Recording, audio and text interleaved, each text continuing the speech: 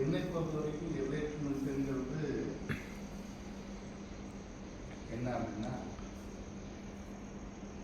ஒவ்வொரு விதங்களில் ஒவ்வொரு புரிதல் இருந்திருக்கு. ஆனால் இப்போ தருவதில் என்ன புரிதல்னா, நாம் வெளியே போகிறத நிறுத்ததான் இல்லை. நாம் எப்போதும் வெளியே பார்த்தே இருக்கோம். மற்றவங்க பார்த்துட்டு இருக்கோம். மற்றவங்க என்ன நினைப்பாங்க, மற்றவங்க என்ன செய்வாங்க, மற்றவங்க என்ன செய்கிறாங்க, மற்றவங்களை எப்படி சமாளிக்கிறது.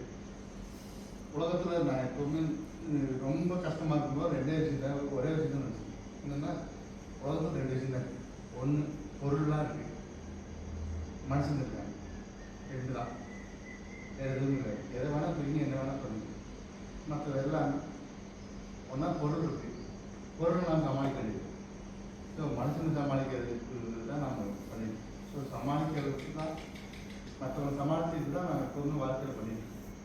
அதை சமாளிக்கிறத நிறுத்திட்டு வெளியே போகிறத நிறுத்திட்டு நாம் மட்டுமே இருந்தால் நம்ம எப்படி இருக்கணும், அந்த இயல்பில் இருக்கிறது தான், நிலைகொள்வது தான். அதை 24 மணி நேரம் மறக்காமல் அந்த இயல்புலேயே வாழப்படுறது தான்